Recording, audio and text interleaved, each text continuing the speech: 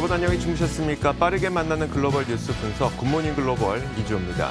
자, 미국 증시가 전날 굉장히 큰 폭의 하락을 기록했었죠. 2% 넘는 큰 폭의 낙폭을 기록하기도 했습니다. 자, 이날은 미국 증시가 꽤 큰 반등을 보이고 있는 가운데 이 정도 수준에서 마감을 하게 될 것으로 보이는데요. 3대 지수 모두 약 1% 정도의 반등으로 이날 장을 마치게 될 것으로 보입니다. 자, 이날 시장이 왜 반등했느냐? 가장 큰 이유로는 그동안 있었던 투기적 매매 거래가 다소 진정됐다는 것이 시장을 좀 안심시켰다. 이런 분석이 나오고 있습니다. 실제로 미국 개인들이 많이 이용을 하고 있는 로빈후드가 게임스탑을 비롯한 블랙베리 이런 여러 가지 투기적 매매 거래가 있었던 이런 기업들에 대해서 거래 제한 조치를 몇 차례를 발동을 했었고요. 또 옵션 거래 이런 것들을 좀 막으면서 투기적인 매매 거래가 좀 진정이 됐고 이들의 주가는 거의 한 30%가량 급락하는 모습이 나타나기도 했습니다. 자, 이렇게 투기적 거래가 좀 진정이 되면서 시장은 반등했다는 분석이 나오고 있는 가운데 몇 가지 발표됐던 지표가 시장에 아주 긍정적이진 않았습니다. 일단 미국의 4분기 GDP 속보치가 발표가 됐는데요. 4% 성장한 것으로 발표가 돼서 시장 기대치에 못 미쳤고 또 연율로 따져보자면 역성장한 것으로 나타나면서 시장에 아주 긍정적이진 않았습니다. 자, 이날 발표됐던 고용지표 역시 좀 개선되긴 했습니다.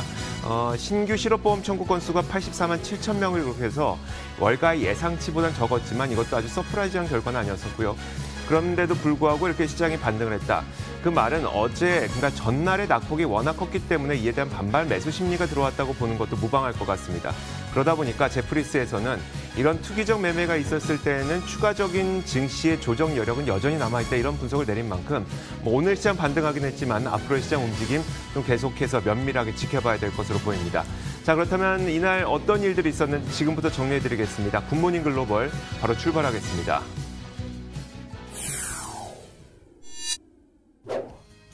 네, 지난밤 뉴욕 증시 상황 확인해 보겠습니다. LS 클로징 벨 나옵니다. 오늘 뉴욕 증시는 전일의 급락 이후에 나타난 반발 매수세와 일부 과열주들이 진정세를 나타내면서 현재 상승 중에 있습니다. 먼저 이 시각 지수 움직임, 다우지수부터 확인해 보겠습니다. 다우지수 계속해서 오름세를 조금씩 키워나갔었는데요. 막판에는 탄력을 약간 잃으면서 3750선 이하로 현재 떨어진 모습입니다. 나스닥 지수 확인해 보겠습니다. 역시나 비슷한 양상인데요. 0.6% 가까운 상승 흐름입니다. 현재 13,348선에 움직이고 있습니다. S&P 500 지수는 오늘 42포인트가량 회복하면서 3,792선에 현재 거래되고 있습니다. 이렇게 전일의 큰 하락을 딛고 오늘 시장은 그래도 강한 반등세를 나타내주고 있는데요. 그렇다면 오늘 시장에 주목한 이슈들 확인해 보겠습니다. 우선은 게임스탑을 비롯한 몇몇 과열주들의 열기가 해소가 됐습니다. 주식거래 브로커인 아메리빗과 로딘후드가 이들 종목들의 주식과 옵션 거래에 제약을 두기로 결정했는데요. 앞서 SEC에서는 현재 상황을 적극적으로 모니터링 중이라는 입장을 밝히기도 했습니다. 그러자 관련 종목들 현재 하락하고 있는데요. 이번에 개인 투자자들이 집중적으로 공략했던 세 가지 종목이죠. 게임스탑과 AMC 엔터테인먼트 그리고 베드 바스 비욘드의 주가 흐름 현재 확인해 보겠습니다. 게임스탑 오늘 41% 하락 중에 있습니다. 현재 204달러 선에 거래를 이어가고 있고요. AMC 엔터테인먼트 역시나 55.8% 하락 나타내고 있습니다. 베드 바스 앤 비욘드 BBBY도 36.5%의 급락 흐름 나타내고 있습니다. 그런 한편 이번 주 모두가 주시하고 있던 굵직굵직한 이벤트들도 잘 소화가 된 듯합니다. 연준이 추가 완화 신호를 주지는 않았지만 테이퍼링에 대한 우려는 조금 잦아들은 것 같은데요. 또 주요 기업들의 실적도 양호했죠. 이 애플이 특히 사상 최대 이익을 기록하는 등 어닝 시즌 피크를 맞으면서 이번 시즌 기업들의 성적표가 대체로 나쁘지 않다는 평가는 이어지고 있습니다. 오늘 공개된 주요 지표들은 다소 엇갈린 흐름 나타냈는데요. 이제 조금 있으면 뉴욕 증시가 마감할 것입니다. 뉴욕 증시 마감 직후 다시 돌아와서 오늘 있었던 경제 지표들까지도 확인해 보도록 하겠습니다.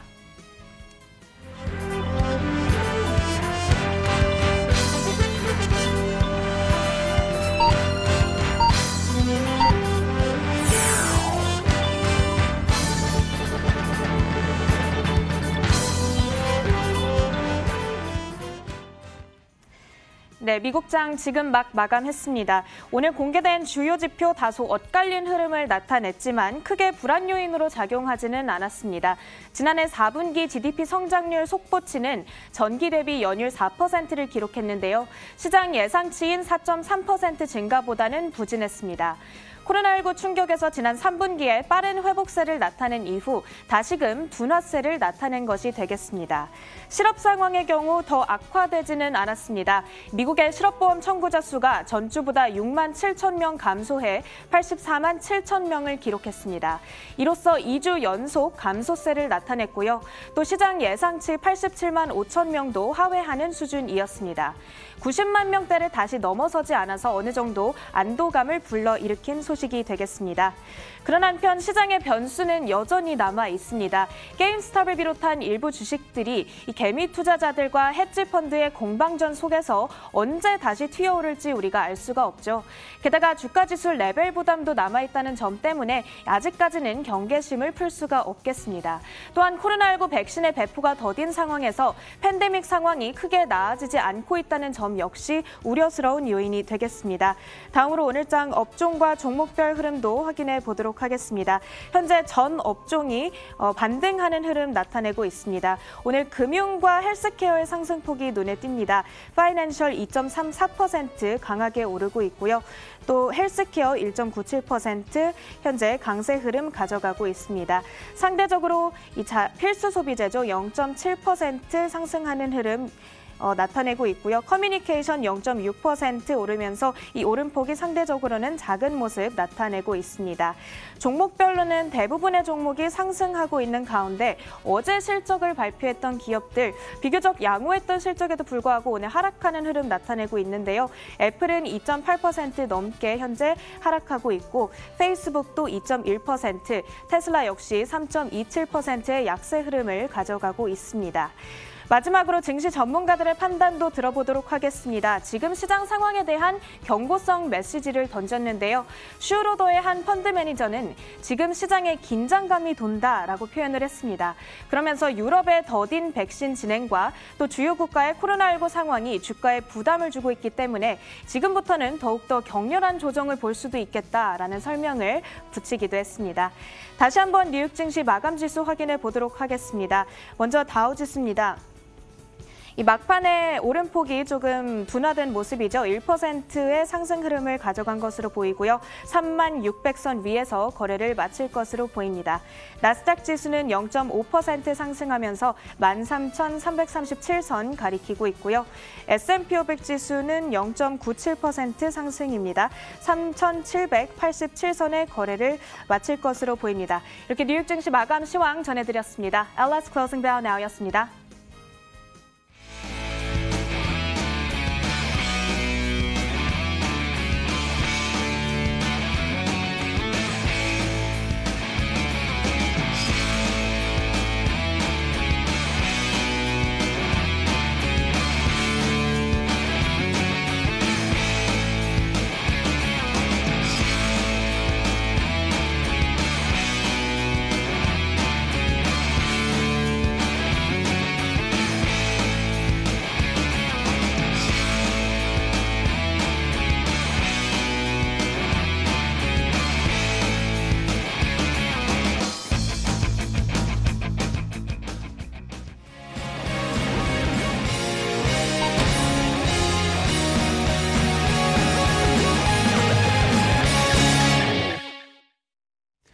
자, 앞서 시황 살펴보셨습니다. 이에 대한 분석 내려보겠습니다. 클로징 벨 나우, 오늘도 장혜진 앵커와 로제타 투자자문 최진석 포트폴리오 팀장 함께하겠습니다. 어서 오세요.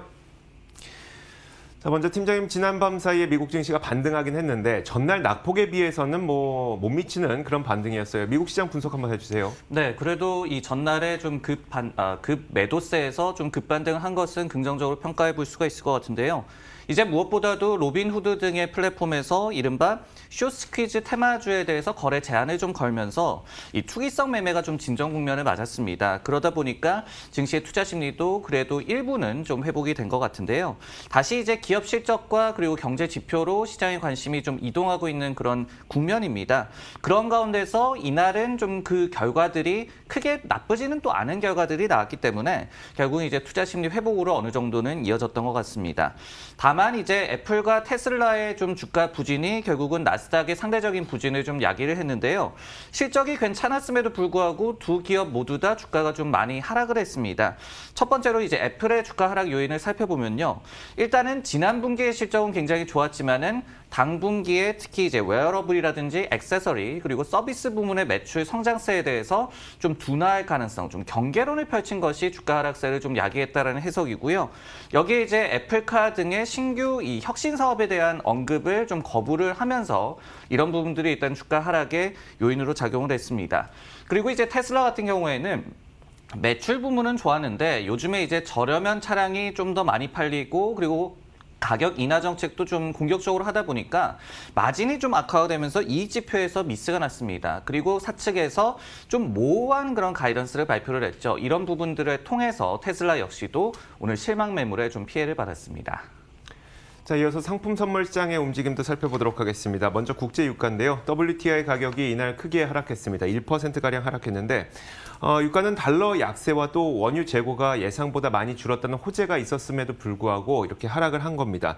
여전히 이 코로나19를 막기 위한 백신의 배포 속도가 좀 느리고 코로나 확산으로 인해서 또다시 여행 제한 조치 등이 발효될 가능성이 있다 보니까 이런 것들은 유가의, 그러니까 원유의 수요 제한 요인으로 작용할 수밖에 없겠죠. 이런 것들이 우려 요인으로 작용하면서 WTI 가격은 이날 1% 넘는 하락을 보였습니다. 현재도 선물 시장에서 1% 하락하면서 52.32달러를 기록한 채 움직이고 있습니다. 자, 금값 역시 하락했는데요.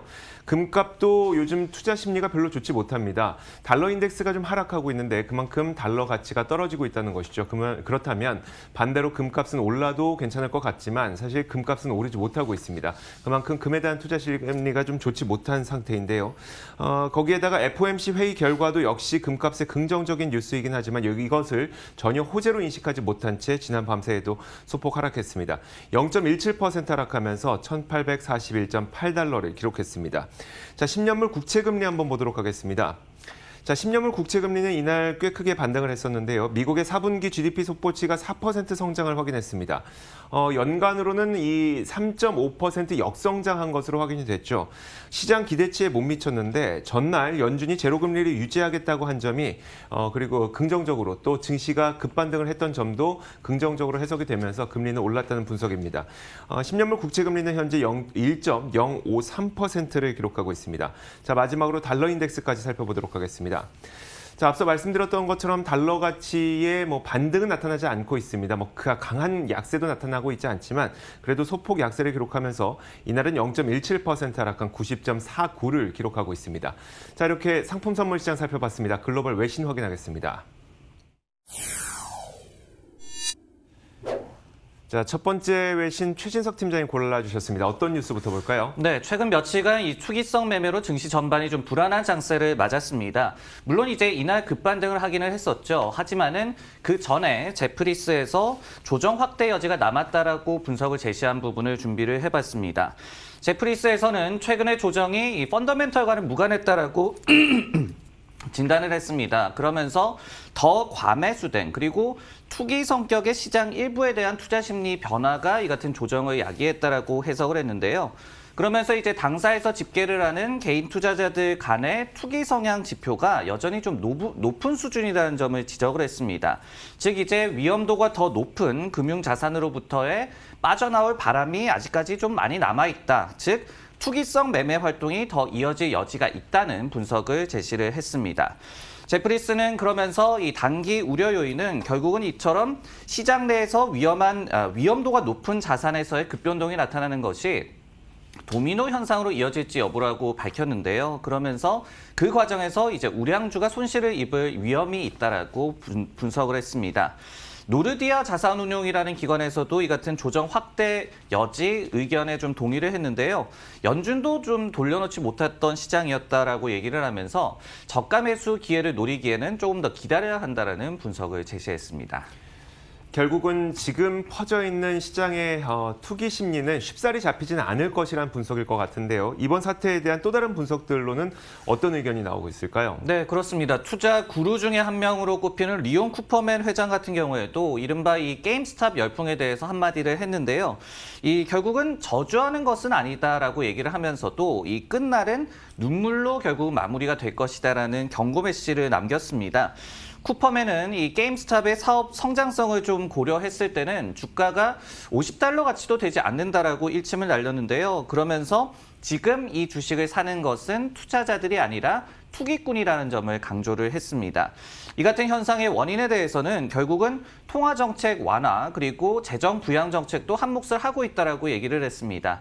쉽게 말해서 팬데믹 때문에 집에 좀 머물고 있는 투자자들이 재난지원금을 받아서 지금 제로금리의 수혜를 받아서 그러니까 무수수료로 이 같은 주식을 대거 사들이고 있다라고 진단을 했습니다. 네, 다만 이 같은 조정 속에서 이날 증시는 일단 반등하면서 마감을 했습니다. 소나기가 지나갔을 가능성도 있을 것 같은데요. 월가에서는 어떻게 보고 있을까요? 네, 조정이 좀 더 확대될 여지가 있다라는 분석도 있지만은 실제 이 최근에 다소 좀 불안한 장세가 결국은 매수 기회로 작용할 수 있다라고 지목했던 그런 IB도 있었습니다. 바로 이제 JP모건에서 전일에 조정은 매수 기회라는 콜을 남긴 바가 있었는데요. 세 가지 이유를 밝혔습니다. 첫 번째로는 역사적 평균 대비해서 주식에 대한 투자 포지셔닝이 아직도 낮은 수준이다라고 밝혔고요. 그리고 두 번째로 결국은 이제 백신이 많이 좀 보급이 되고 그리고 집단 면역이 달성되게 된다면은 코로나19 팬데믹도 종식될 수 있다는 점을 꼽았습니다. 세 번째로는 이제 통화와 재정 부양 기조가 유지되는 것을 역시 증시에 대한 장기 낙관론을 유지하는 그런 근거로 지목을 했는데요. 결국은 이처럼 같은 환경 그리고 같은 상황에서도 어떤 시선으로 이 본인화에 따라서 전망이 확연하게 좀 달라짐을 저희가 알 수가 있었습니다. 네, 다음 뉴스는 이조 앵커의 픽입니다. 내용 확인해 보겠습니다. 낸시 펠로시 하원 의장이 다음 주 초에는 이 부양책이 하원을 통과할 것으로 기대한다고 밝혔습니다. 이 관련 내용을 한번 살펴보도록 하겠습니다. 낸시 펠로시 하원 의장은 이날 기자회견을 통해서 이번 주 말에 예산 결의안이 완성될 것이라고 밝혔는데요. 그러면서 다음 주 초에는 상원과 하원 모두 예산안을 채택할 것이고 이는 바이든 부양책 통과를 가능하게 할 것이라고 설명을 했습니다. 이제 다음 주에 하원에서 부양 법안을 통과시킨 이후에 바로 상원으로 법안을 보낼 예정이라고 하는데 스테니 호이어 하원 원내대표는 이번 주 초에 하원 의원들에게 부양 법안 통과를 위해서 이 투표를 하기 위해 주말까지 워싱턴을 떠나지 못할 수도 있다라는 경고를 내린 바 있습니다. 그만큼 이번 주말까지 빠르게 이 법안 처리를 위해서 하원 의원들이 노력을 힘써달라라는 이야기겠죠. 이처럼 하원에서는 빠르고 강력하게 추진하려는 의지를 보여주고 있지만 반면에 척 슈머 상원 원내대표는 다음 주 초에 예산안 검토 작업이 시작할 것이라고 밝혀서 하원만큼의 추진력은 보여주지 않고 있는 것으로 보입니다. 물론 상원에서 만약에 이제 과반 이상인 51표만 확보하면 되기 때문에 이 반발표가 나오지 않는다면 통과될 가능성도 높겠지만 이 반발표가 나올 가능성도 지금은 현재는 배제할 수 없는 상황이어서요. 물론 펠로시 하원 의장이 다음 주 초에 하원에서 이 부양책이 통과될 것이라고 얘기하긴 했지만 여전히 좀 오리무중한 상황입니다. 자, 팀장님, 그 현재 부양책의 법안 진행 상황을 좀 업데이트해 보자면 어떨까요? 네, 지금 펠로시 하원 의장의 좀 말을 종합을 해보자면은 결국은 충분한 이제 공화당 측의 찬성표 없이 법안을 좀 통과하는 것을 추진하겠다 이런 의지로 좀 들립니다. 그렇다는 말은 결국은 이른바 예산 조정 절차를 거쳐서 재정 부양 법안을 통과할 수 있다라는 얘기로도 해석이 되는데요. 이때 이제 시간이 좀 더 소요될 수도 있겠고 그리고 앞서서도 많이 좀 언급을 드렸듯이 다소 좀 제약이 따르는 그런 상황을 맞이할 수도 있겠습니다. 현재 이제 별다른 양당 간의 협상에서 진척 상황은 좀 감지가 되고 있지는 않습니다. 다만 이제 이날 월스트리트저널에서 백악관이 이 내용 변경은 가능하지만은 법안을 두 개로 쪼개는 것은 불가하다라는 좀 의지를 천명했다라는 보도 내용을 전했는데요. 결국은 이제 통 큰 재정 부양의 기조는 그대로 좀 유지하겠다는 뜻으로 해석할 수가 있을 것 같습니다. 한편 이제 현 시각으로 목요일에 이 바이든 행정부 관계자들이 민주당 상원 의원들과 회동을 할 또 예정이라는 소식도 전해졌어요. 즉 물밑에서 지금 협상은 계속해서 좀 진행되고 있는 것으로 감지가 되고 있습니다. 자, 이어서 장혜진 앵커가 꼽은 뉴스도 살펴보겠습니다. 어떤 소식일까요? 네, 공포지수라고 불리는 이 빅스지수가 간밤 62%가량 치솟으면서 2년 내 최고 수준의 상승폭을 기록했습니다. 장중에 한때 30선을 넘어서 40선에 바짝 다가서는 모습을 보여줬는데 다행히 지금은 그 상승폭이 줄어서 21%의 하락세를 기록하며 30선 밑으로 내려왔습니다. 지난 10월 이후 S&P 500 지수에서 엄청난 규모의 매도세가 이번에 나타나면서 공포지수가 상당히 많이 오른 것으로 보이는데요. 최근 이 개인 투자자들은 공매도 세력과의 이 다툼이 있었습니다. 공매도 대항 운동을 시작한 주인공이라도 할 수 있는 이 온라인 커뮤니티 레딧의 월스트리트 배츠 토론방 개미들이 헤지 펀드들이 공매도 손실을 줄이기 위해 어쩔 수 없이 고가의 주식을 매수하게 되는 이 쇼트 스퀴즈 현상을 노린 가운데 전문 투자자들은 이 개인 투자자들로 인해서 발생하는 쇼트 스퀴즈에 선제적으로 대응하기 위해 그들 스스로를 보호하는 차원에서 물량을 내놓고 있는 것으로 해석이 된다라고 비즈니스 인사이더는 전했는데요. 여기서 쇼트 스퀴즈란 주가 하락을 예상하고 공매도를 했던 투자자들이 쇼트 포지션을 커버하거나 손실을 예방하기 위해서 상품이나 주식을 사야 되는 그런 상황을 말합니다. 자, 이런 급격한 주식의 구입은 주식 가격을 더욱 상승시키며 그들의 포지션을 커버하지 못한 공매자들의 손실액은 더욱 커지게 됩니다. 자, 이와 함께 또 다른 이유로 제시했던 것이 지난 수요일 대형 기업들이 애플, 테슬라, 페이스북 등이 실적을 발표했습니다. 이들 기업들은 수요일장 마감 이후에 지난 4분기 실적을 발표를 했는데 월가 예상에 어느 정도는 부합하는 수준이었음에도 불구하고 간밤 주가가 하락세를 보였기 때문에 불확실성에 대한 우려도 일어난 것으로 보인다라는 해석이 제기되고 있습니다. 공포지수의 급등 어떻게 해석을 해봐야 될지 고민이 되는데요. 일단 좀 진정되는 흐름으로 마감이 된 것 같습니다. 자, 월가에서는 어떻게 바라보고 있을까요? 네, 빅스 지수 같은 경우에는 통상적으로는 증시와 좀 정반대로 움직이는 그런 경향을 보여줍니다. 그렇기 때문에 최근에 이제 당연히 공포 심리가 높아짐에 따라서 빅스 지수도 단기적으로 좀 치솟았던 것이고요. 그리고 이제 오늘 같은 경우에는 증시가 또 호조세를 띠니까 많이 좀 진정된 모습, 약간 20% 정도 하락하면서 장을 마칠 것으로 예상이 되는 그런 모습이 나와주고 있습니다. 이런 경우에 즉 이제 증시의 매도세가 좀 진정될 수만 있다면은 빅스 지수도 좀 잠시 올랐다가 다시 한번 진정되는 정상적인 움직임을 좀 기대해 볼 수 있다는 얘기가 될 텐데요. 다만 이제 반대의 양상이 좀 이례적으로 나타난다면은 우리도 좀 주의를 기울여야 할 필요가 있을 것 같습니다. 그 대표적인 예가 지난해 8월 말에서 9월 초가 되겠죠. 그 당시에 애플과 테슬라가 무서운 주가 랠리를 보여주고 있었고 그리고 증시도 신고가 행진을 벌이고 있었습니다. 그런데 그 동시에 이 빅스 지수도 치솟고 있었어요. 그러면서 결국은 이게 강한 단기 조정의 전조가 됐던 그런 경험이 있기 때문에 뭐든지 이제 우리가 생각하는 것에 좀 반대가 되는 좀 아웃라이어 성격의 그런 양상이 나타났을 때 다시 한번 좀 주의를 기울여 보는 것이 좋을 것 같습니다. 자, 알겠습니다. 이렇게 지난밤 사이에 있었던 여러 가지 이슈 살펴봤고요. 이어서 종목 뉴스 확인하도록 하겠습니다.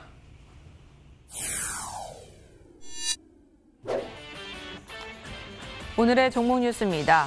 아메리칸 항공이 부진한 실적을 발표했음에도 불구하고 간밤 급등세를 연출했습니다. 기나긴 흡연 감소세가 멈춘 것으로 확인이 되면서 알트리아의 지난 4분기 매출이 4.9% 성장한 것으로 나타났습니다.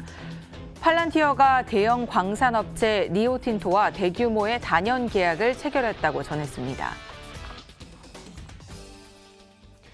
자, 첫 번째 기업은 바로 아메리칸 항공입니다. 실적이 안 좋았음에도 불구하고 주가가 크게 올랐습니다. 어떤 뉴스가 있었을까요? 네, 아메리칸 항공도 그렇고요. 사우스웨스트 항공도 오늘 실적을 발표를 했습니다. 나란히 실적 같은 경우에는 부진했는데요. 그럼에도 주가 반응이 좀 나쁘지 않았습니다. 하나하나 좀 살펴보겠는데요. 일단은 이제 지난해 미국 주요 항공사들의 손실이 합산해서 340억 달러 정도로 예상이 되고 있습니다. 굉장히 많은 수준이죠. 그리고 이제 아메리칸 항공 같은 경우에도 역대 최대 수준인 89억 달러의 손실을 지난해에 냈고요. 사우스웨스트 항공도 지난 1972년 이후에 처음으로 연간 손실을 기록하고 말았습니다. 전망도 불투명했습니다. 아메리칸 항공의 CEO는 과거 수요로 정확히 언제 돌아갈지는 자신들도 모른다라고 토로하면서 위기를 견디는 것이 최우선 과제라고 밝혔습니다. 그러면서 지난해 말 기준으로 해서 140억 달러 정도의 유동성을 준비하고 있는 단계라고도 설명을 했습니다. 사우스웨스트 항공 역시도 올해 1분기에 이 4분기 대비해서 1200만 달러 대비해서 더욱더 높은 일평균 1,700만 달러의 현금을 소진해야 할 것이다라고 전망을 했습니다. 그리고 이제 아메리칸 항공 같은 경우에는 올해 1분기에 팬데믹 이전 수준 대비해서 운항 캐파를 45% 정도 감축한다라고 발표를 했고요. 그리고 영업 매출 같은 경우에도 예년 대비해서 60%에서 65% 정도 감소할 것으로 예상을 또 했습니다. 사우스웨스트 항공도 마찬가지였는데요. 1월 매출이 2019년 대비해서 65에서 70% 감소할 것으로 예상을 했습니다. 다만 이는 기존의 가이던스였던 마이너스 65에서 마이너스 75%의 매출 성장률보다는 조금 나아진 수치였고요. 그리고 취소 트렌드, 운항편을 취소하는 그런 수요가 조금은 진정됐다라고 사측에서는 설명했습니다. 자, 아메리칸 항공의 그 공매도 포지션 비율을 보니까 지금 한 30.31% 정도 되더라고요. 그만큼 이제 이 종목 역시 최근에 있었던 뭐 게임스탑 열풍과 좀 관련이 있는 것 아니냐 이런 해석도 있을 것 같은데 어떨까요? 그렇습니다. 이 게임스탑 열풍이라는 게 결국은 이 개미 투자자들이 공매도 비중이 높은 주식을 찾아다니면서 사들이는 그런 현상이라고 보여지죠. 아메리칸 항공은 같은 경우에는 지금 말씀해 주셨듯이 공매도 잔고가 약 한 30% 내외로 좀 움직이고 있는 그런 항공사입니다. 그러면서 이제 다른 저가 항공사 대비해서도 그러니까 주요 항공사 중에서 가장 공매도 잔고가 높은 그런 항공사로 좀 꼽히고 있습니다. 물론 이제 이미 실적이 좋지 않을 것이다라는 점은 많이 좀 예상이 됐었고 그리고 이 예상치는 그래도 비트한 양호한 결과가 나와줬기 때문에 주가가 선방했다라고도 보여지지만은 결국은 이제 이런 게임스탑 열풍의 수혜가 존재를 했다. 그러면서 주가가 9% 정도 급등했다라고 해석할 수가 있을 것 같고요. 실제로 이제 코엔이라는 IB에서도 아메리칸 항공의 주가 급등이 펀더멘털 때문은 아니라는 해석을 제시하기도 했습니다.